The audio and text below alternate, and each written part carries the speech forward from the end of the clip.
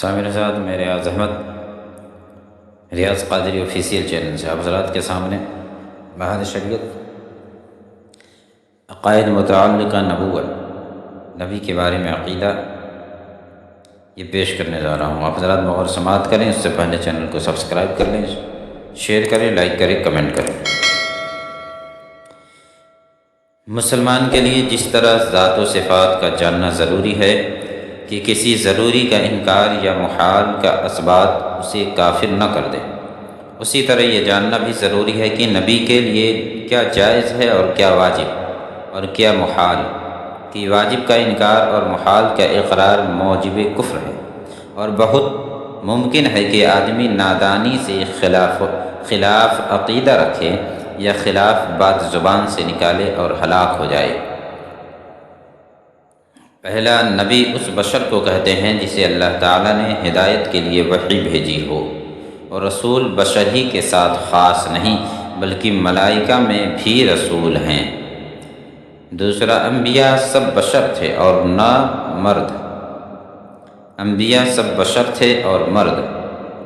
انبیاء سب بشر تھے اور مرد، نہ کوئی جن نبی ہوا نہ عورت۔ تیسرا، اللہ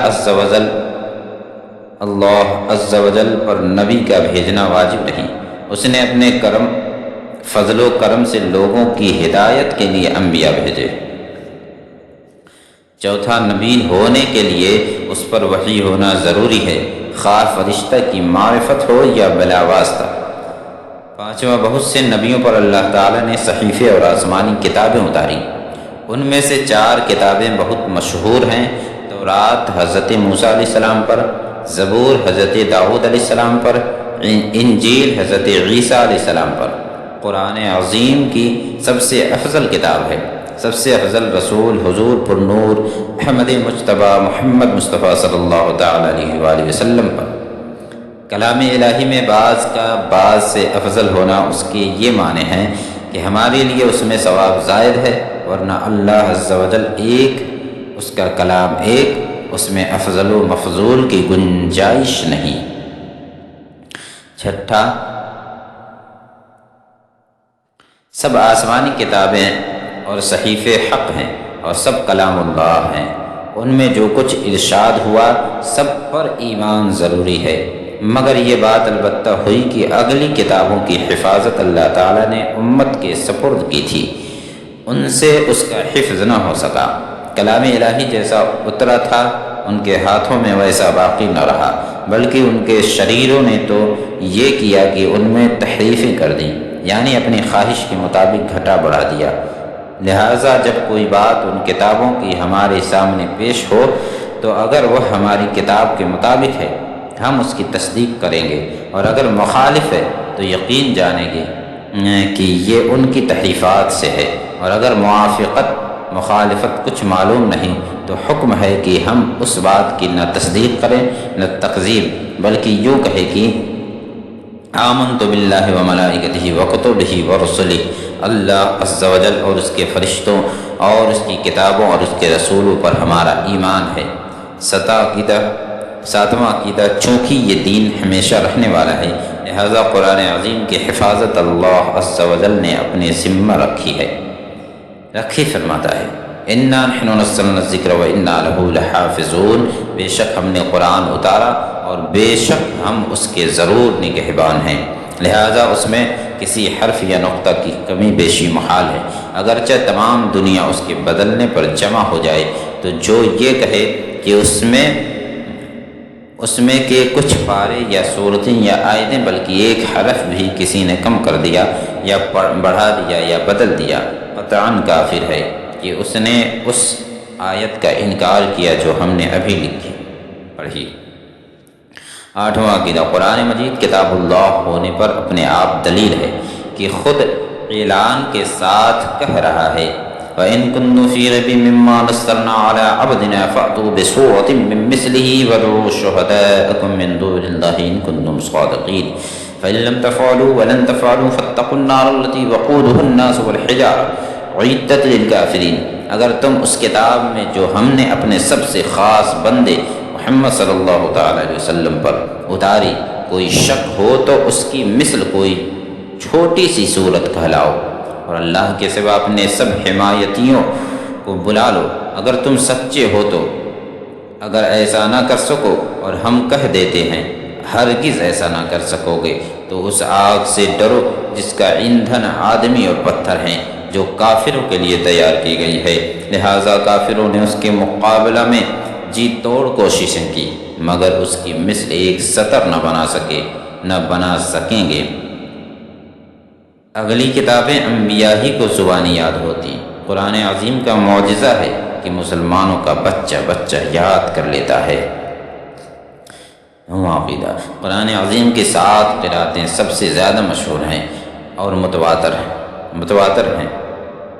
ان میں معاذ اللہ کہیں اختلاف معنی نہیں اور سب حق ہیں۔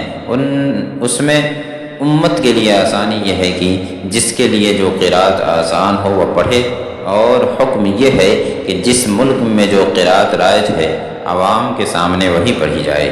جیسا ہمارے ملک میں قرأت عاصم کہ لوگ ناواقفی سے انکار کریں گے اور وہ معاذ اللہ کلمہ کفر ہوگا۔ 10واں عقیدہ قرآن مجید نے اگلی کتابوں کے بہت سے احکام منسوخ کر دیے، یوں ہی قرآن مجید کی بعض آیتوں نے بعض آیت کو منسوخ کر دیا۔ نسخ کا مطلب یہ ہے کہ بعض احکام کسی خاص وقت تک کے لیے ہوتے ہیں، مگر یہ ظاہر نہیں کیا جاتا کہ یہ حکم فلاں وقت تک کے لیے ہے۔ جب میعاد پوری ہو جاتی ہے تو دوسرا حکم نازل ہوتا ہے، جس سے بظاہر یہ معلوم ہوتا ہے کہ وہ پہلا حکم اٹھا دیا گیا، اور حقیقتاً دیکھا جائے تو اس کے وقت کا ختم ہو جانا بتایا گیا۔ منسوخ کے معنی بعض لوگ باطل ہونا کہتے ہیں۔ یہ بہت سخت بات ہے۔ احکام الہیہ سب حق ہیں، وہاں باطل کی رسائی کہاں؟ 12واں قرآن کی بعض باتیں محکم ہیں کہ ہمارے سمجھ میں آتی ہیں، اور بعض متشابہ کی ان کا پورا مطلب اللہ اور اس کے حبیب عز و جل صلی اللہ علیہ وسلم کے سوا کوئی نہیں جانتا۔ متشابہ کی تلاش اور اس کے معنی کی کناس وہی کرتا ہے جس کے دل میں کجی ہو۔ 13واں وحی نبوت انبیاء کے لیے خاص ہے، جو اسے کسی غیر نبی کے لیے گوانے کافر ہے۔ نبی کو خواب میں جو چیز بتائی جائے وہ بھی وحی ہے، اس کے جھوٹے ہونے کا احتمال نہیں۔ ولی کے دل میں بعض وقت سوتے یا جاگتے میں کوئی بات القاء ہوتی ہے، اس کو الہام کہتے ہیں، اور وحی شیطانی کی القاء من جانب شیطان ہو، یہ کاہن، ساحر اور دیگر کفار و فساق کے لیے ہوتی ہے۔ 14واں عقیدہ نبوت کسی کسبی نہیں کہ آدمی عبادت و ریاضت کے ذریعے سے حاصل کر سکے، بلکہ محض عطا الہی ہے کہ جسے چاہتا ہے اپنے فضل سے دیتا ہے۔ ہاں، دیتا اسی کو ہے جسے اس منصب عظیم کے قابل بناتا ہے، جو قبل حصول نبوت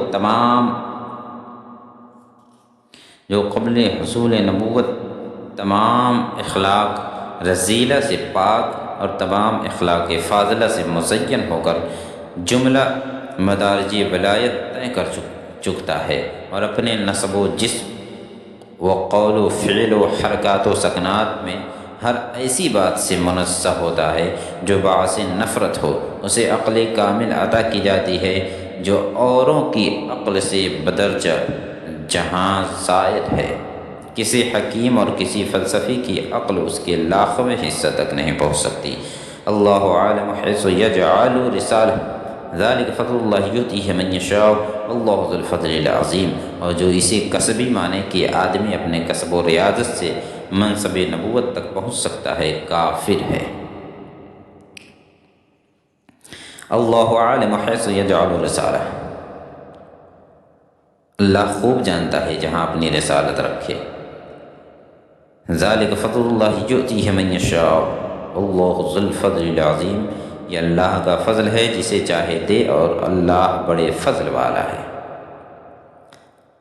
اور جو اسے کسبی مانے کہ آدمی اپنے کسب و ریاضت سے منصب نبوت تک پہنچ سکتا ہے، کافر ہے۔ 15واں عقیدہ جو شخص نبی سے نبوت کا سوال جائز جانے کافر ہے۔ 16واں نبی کا معصوم ہونا ضروری ہے، اور یہ عصمت نبی اور ملک کا خاصہ ہے کہ نبی اور فرشتہ کے سوا کوئی معصوم نہیں۔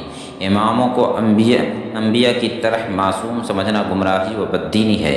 عصمت انبیاء کی یہ معنی ہے کہ ان کے لیے حفظ الہی کا وعدہ ہو لیا، جس کے سبب ان سے صدور گناہ شرعاً محال ہے، بخلاف ائمہ و اکابر اولیاء اللہ۔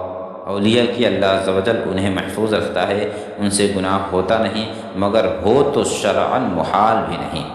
17واں عقیدہ، انبیاء علیہ السلام شرک و کفر اور ہر ایسے امر سے جو خلق کے لیے باعث نفرت ہو، جیسے کذب و خیانت و جہل وغیرہ صفات ذمیمہ سے، نیز ایسے افعال سے جو وجاہت اور مروت کے خلاف ہیں، قبل نبوت اور بعد نبوت بالا جمع معصوم ہیں، اور کبائر سے بھی مطلقاً معصوم ہیں، اور حق یہ ہے کہ تعمد صغائر سے بھی قبل نبوت اور بعد نبوت معصوم ہیں۔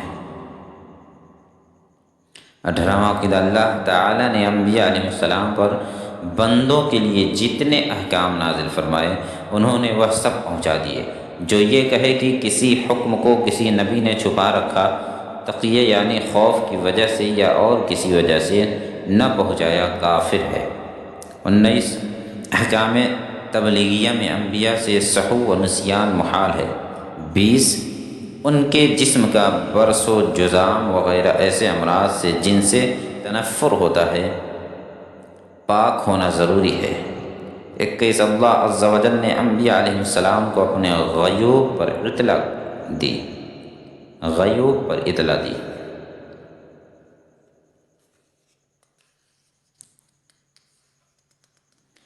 زمین و آسمان کا ہر ذرہ ہر نبی کے پیش نظر ہے، مگر یہ علم غیب کی ان کو ہے اللہ عز و جل کے دیے سے ہے، لہٰذا ان کا علم عطائی ہوا، اور علم عطائی اللہ عز و جل کے لیے محال ہے کہ اس کی کوئی صفت کوئی کمال کسی کا دیا ہوا نہیں ہو سکتا، بلکہ ذاتی ہے۔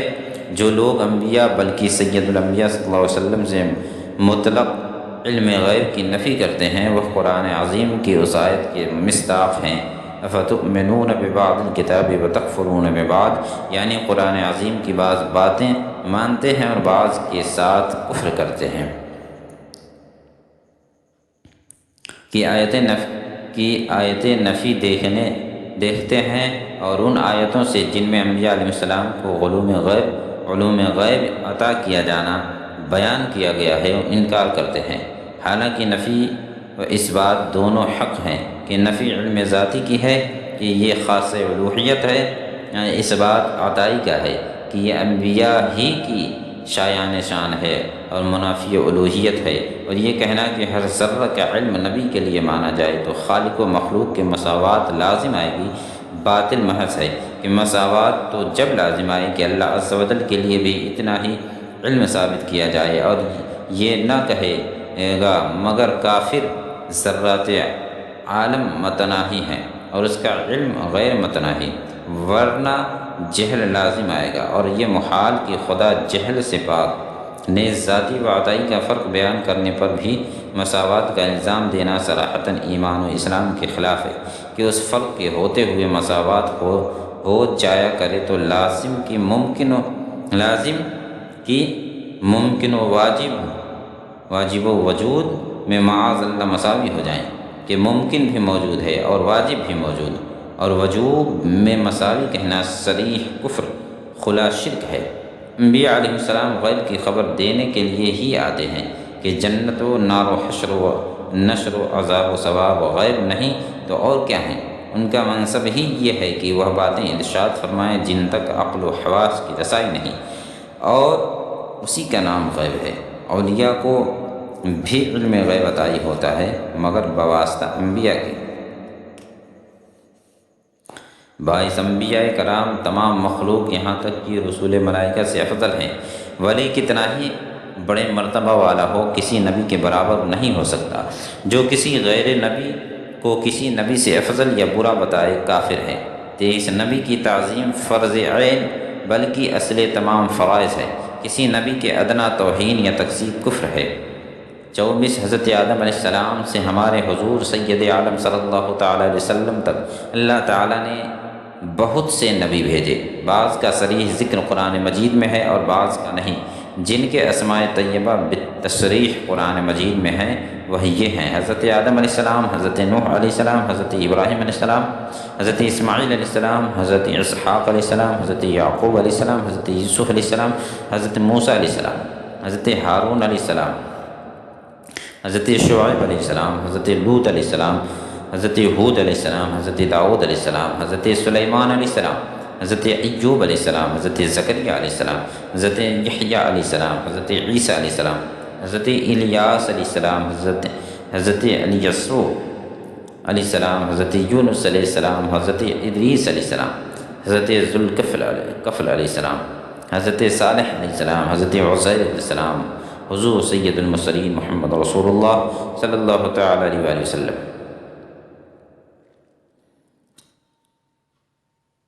حضرت آدم علیہ السلام کو اللہ تعالیٰ نے بے ماں باپ کی مٹی سے پیدا کیا اور اپنا خلیفہ کیا اور تمام اسماء و مسمیات کا علم دیا۔ ملائکہ کو حکم دیا کہ ان کو سجدہ کریں، سب نے سجدہ کیا۔ شیطان کی قسم جن تھا مگر بہت بڑا عابد زاہد تھا، یہاں تک کہ گروہ ملائکہ میں اس کا شمار تھا، بانکار پیش آیا، ہمیشہ کے لیے مردود ہوا۔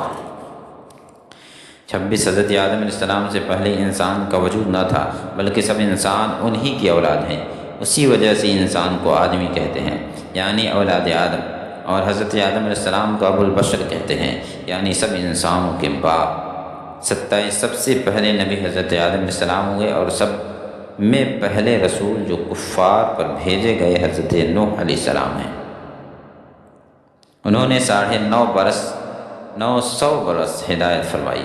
ان کے زمانے کے کفار بہت سخت تھے، ہر قسم کی تکلیفیں پہنچاتے، استہزاء کرتے۔ اتنے عرصے میں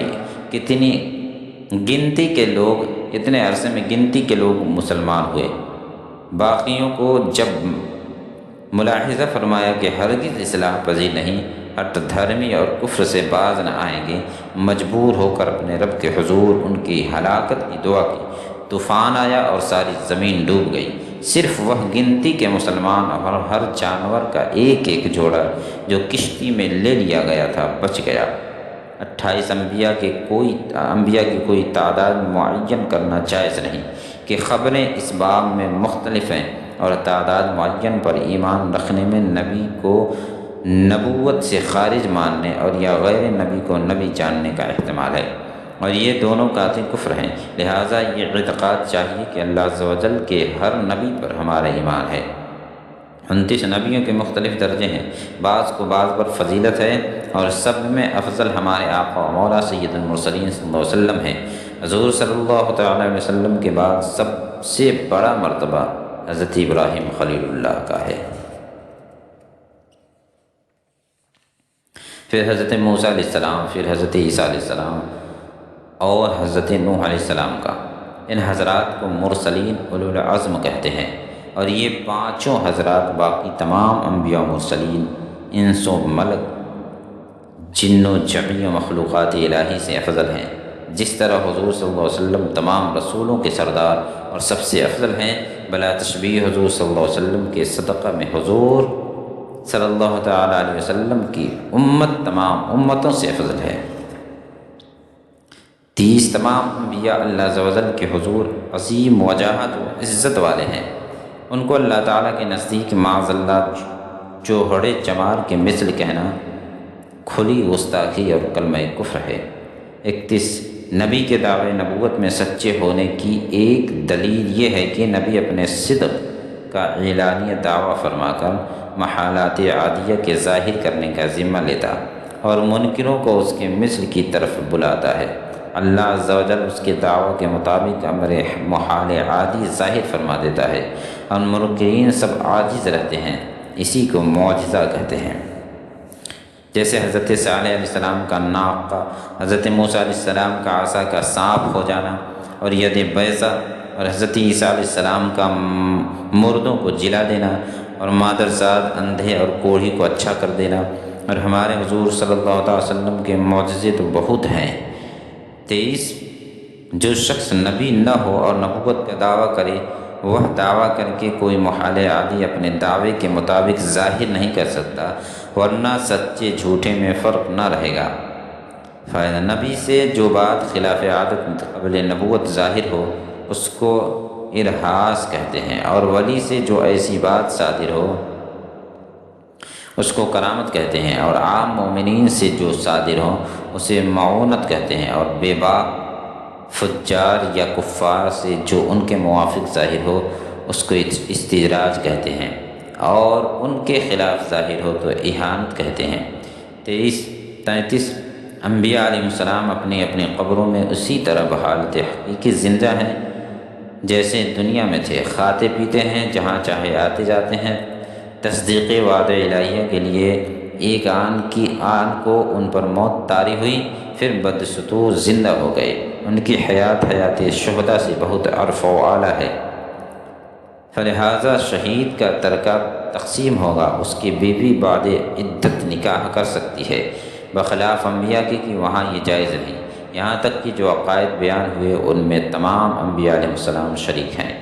اب بعض وہ امور جو نبی صلی اللہ تعالیٰ علیہ وسلم کے خصائص میں ہیں بیان کیے جاتے ہیں۔ 34 اور انبیاء کی بعثت خاص کسی ایک قوم کی طرف ہوئی۔ حضور اقدس صلی اللہ علیہ وسلم تمام مخلوق انسان و جن بلکہ ملائکہ، حیوانات، جمادات سب کی طرف مبعوث ہوئے۔ جس طرح انسان کے ذمہ حضور صلی اللہ علیہ وسلم کی اطاعت فرض ہے، یوں ہی ہر مخلوق پر حضور صلی اللہ علیہ وسلم کی فرما برداری ضروری۔ 35 حضور اقدس صلی اللہ تعالیٰ علیہ وسلم ملائکہ و انس و جن، حور و غلمان و حیوانات و جمادات غرض تمام عالم کے لیے رحمت ہیں، اور مسلمانوں پر تو نہایت ہی مہربان۔ 36 حضور خاتم النبیین ہیں، یعنی اللہ عز و جل نے سلسلہ نبوت حضور صلی اللہ علیہ وسلم پر ختم کر دیا کہ حضور صلی اللہ تعالی وسلم کے زمانہ میں یا بعد کوئی نیا نبی نہیں ہو سکتا۔ جو حضور صلی اللہ علیہ وسلم کے زمانے میں یا حضور صلی اللہ علیہ وسلم کے بعد کسی کو نبوت ملنا مانے یا جائز جانے کافر ہے۔ 37 حضور صلی اللہ علیہ وسلم افضل جمعی مخلوق الہی ہیں کہ اوروں کو فرداً جو کمالات عطا ہوئے حضور صلی اللہ علیہ وسلم میں وہ سب جمع کر دیے گئے، اور ان کے علاوہ حضور صلی اللہ علیہ وسلم کو وہ کمالات ملے جن میں کسی کا حصہ نہیں۔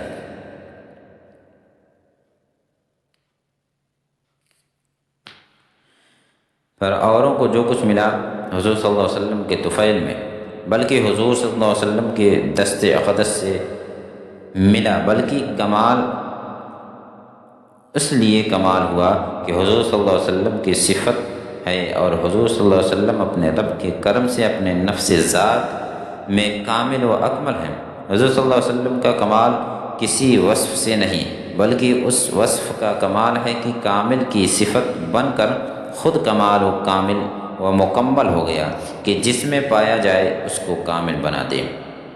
38 محال ہے کہ کوئی حضور صلی اللہ علیہ وسلم کا مثل ہو، جو کسی صفت خاصہ میں کسی کو حضور صلی اللہ علیہ وسلم کا مثل بتائے گمراہ ہے یا کافر۔ 39 حضور صلی اللہ علیہ وسلم کو اللہ عز و جل نے مرتبہ محبوبیت کبریٰ سے سرفراز فرمایا کہ تمام خلق جو یائے رضائے مولا ہے، اور اللہ عز و جل طالب رضائے مصطفیٰ صلی اللہ علیہ وسلم۔ 40 حضور صلی اللہ تعالیٰ علیہ وسلم کے خصائص سے معراج ہے کہ مسجد حرام سے مسجد اقصی تک، اور وہاں سے ساتوں آسمان اور کرسی و عرش تک، بلکہ بالائے عرش رات کے ایک خفیہ حصہ میں مع جسم تشریف لے گئے، اور وہ قرب خاص حاصل ہوا کہ کسی بشر و ملک کو کبھی نہ حاصل ہوا نہ ہو، اور جمال الہی بچشم سر دیکھا اور کلام الہی بلا واسطہ سنا، اور تمام ملکوت السماوات والارض کا بالتفصیل ذرہ ذرہ ملاحظہ فرمایا۔ 41 تمام مخلوق اولین و آخرین حضور صلی اللہ علیہ وسلم کی نیاز مند ہے، یہاں تک کہ حضرت ابراہیم خلیل اللہ علیہ السلام۔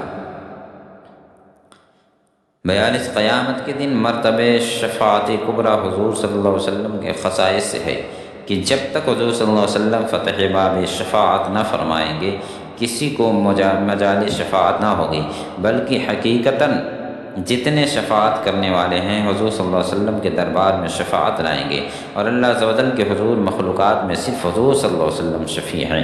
اور یہ شفاعت کبریٰ مومن، کافر، مطیع، عاصی سب کے لیے ہے کہ وہ انتظار حساب جو سخت جانگزا ہوگا، جس کے لیے لوگ تمنائیں کریں گے کہ کاش جہنم میں پھینک دیے جاتے اور اس انتظار سے نجات پاتے۔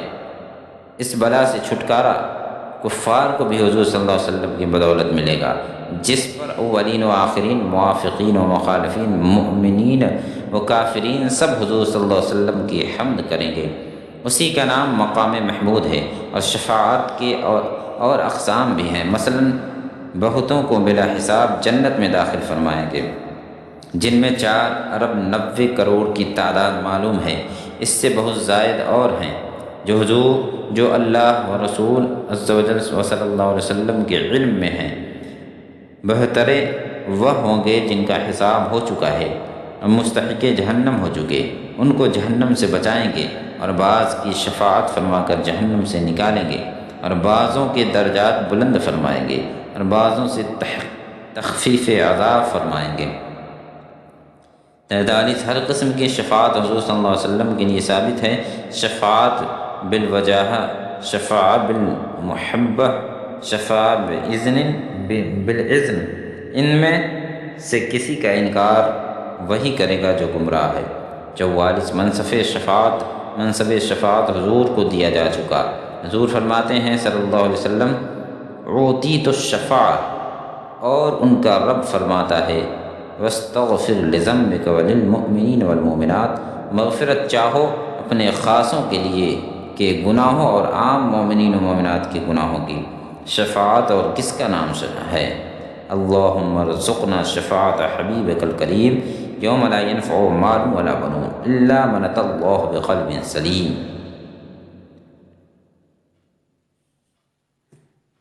منصب شفاعت حضور کو دیا جا چکا۔ حضور فرماتے ہیں صلی اللہ علیہ وسلم، اعطیت الشفاعہ، یعنی مجھے شفاعت دی گئی۔ اور ان کا رب فرماتا ہے واستغفر لذنبک وللمؤمنین والمؤمنات،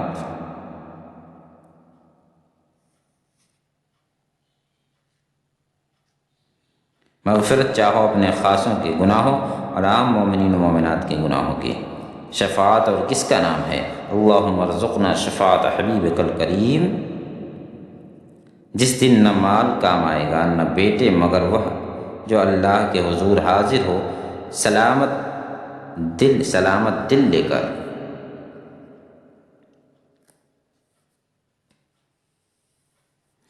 شفاعت کے بعد احوال نیز دیگر خصائص جو قیامت کے دن ظاہر ہوں گے، احوال آخرت میں انشاءاللہ تعالی بیان ہوں گے۔ 45 حضور صلی اللہ علیہ وسلم کی محبت مدار ایمان، بلکہ ایمان اسی محبت ہی کا نام ہے۔ جب تک حضور صلی اللہ علیہ وسلم کی محبت ماں باپ، اولاد اور تمام جہان سے زیادہ نہ ہو، آدمی مسلمان نہیں ہو سکتا۔ 46 حضور صلی اللہ علیہ وسلم کی اطاعت عین اطاعت الہی ہے۔ طاعت الہی بے طاعت حضور صلی اللہ علیہ وسلم ناممکن ہے، یہاں تک کہ آدمی اگر فرض نماز میں ہو اور حضور صلی اللہ علیہ وسلم اسے یاد فرمائے فوراً جواب دے اور حاضر خدمت ہو، اور یہ شخص کتنی ہی دیر تک حضور صلی اللہ علیہ وسلم سے کلام کرے، بدستور نماز میں ہے، اس سے نماز میں کوئی خلل نہیں۔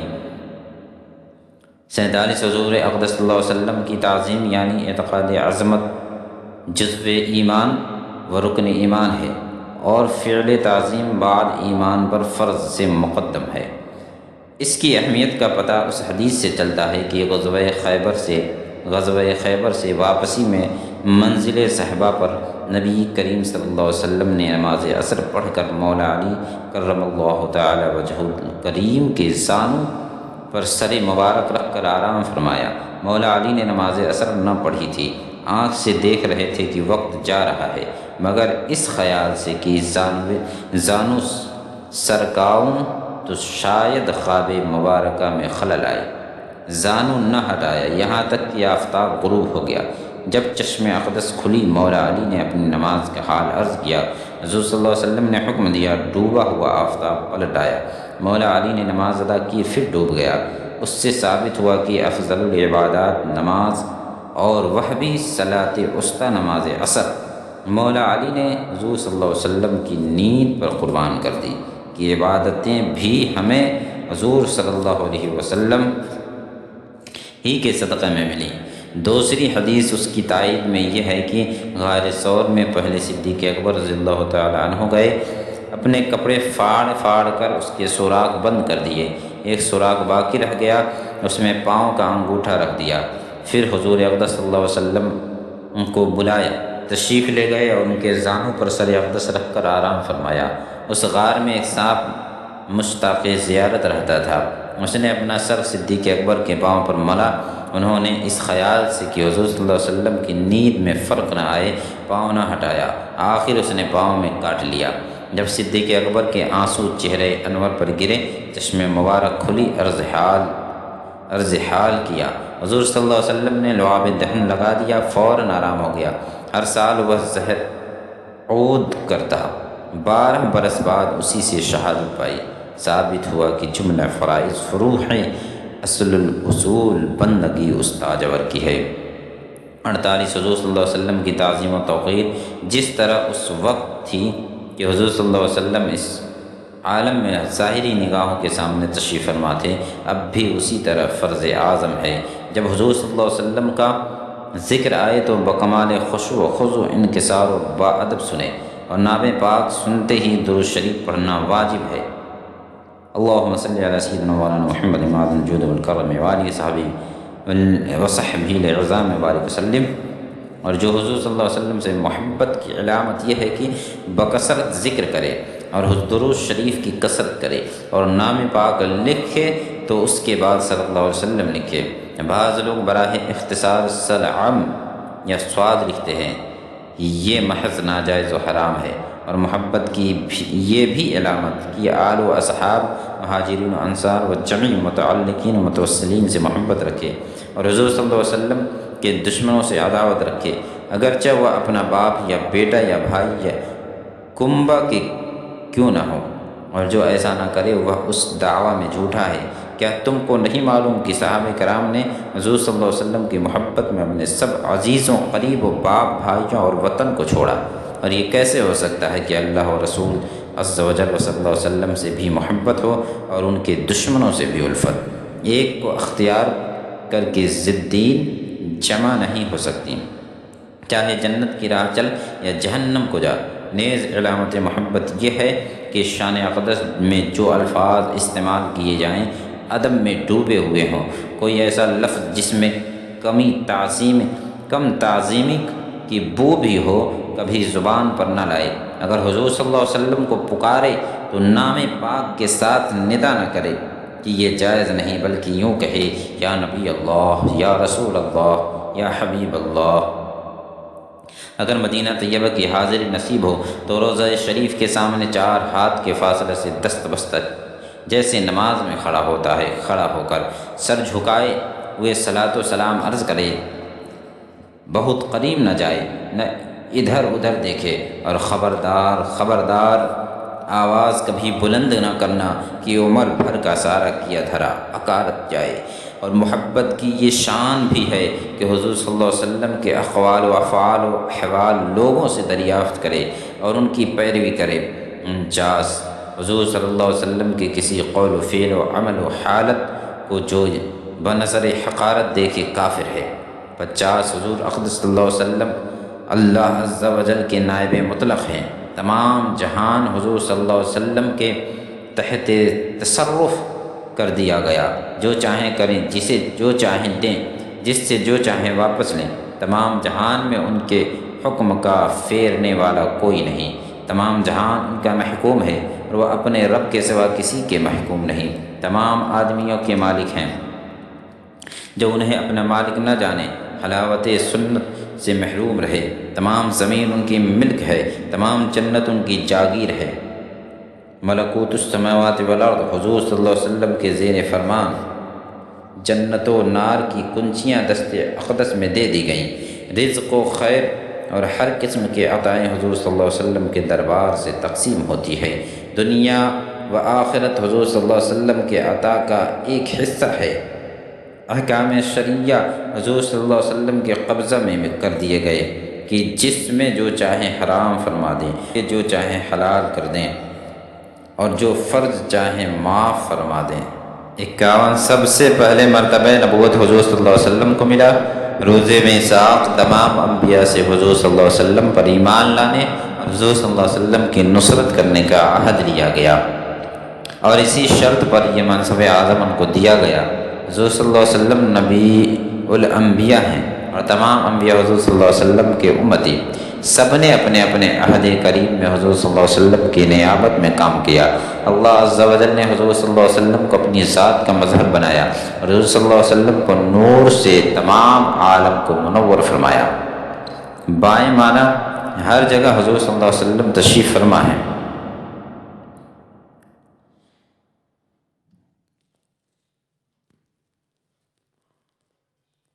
مگر کوری باطن کا کیا علاج؟ مگر کوری باطن کا کیا علاج؟ مسئلہ ضروریہ انبیاء کرام علیہ السلام سے جو لغزشیں واقع ہوئیں، ان کا ذکر تلاوت قرآن و روایت حدیث کے سوا حرام اور سخت حرام ہے۔ اوروں کو ان سرکاروں میں لب گشائی کی کیا مجال؟ مولا عز و جل ان کا مالک ہے، جس محل پر جس طرح چاہے تعبیر فرمائے۔ وہ اس کے پیارے بندے ہیں، اپنے رب کے لیے جس قدر چاہے تواضع فرمائے۔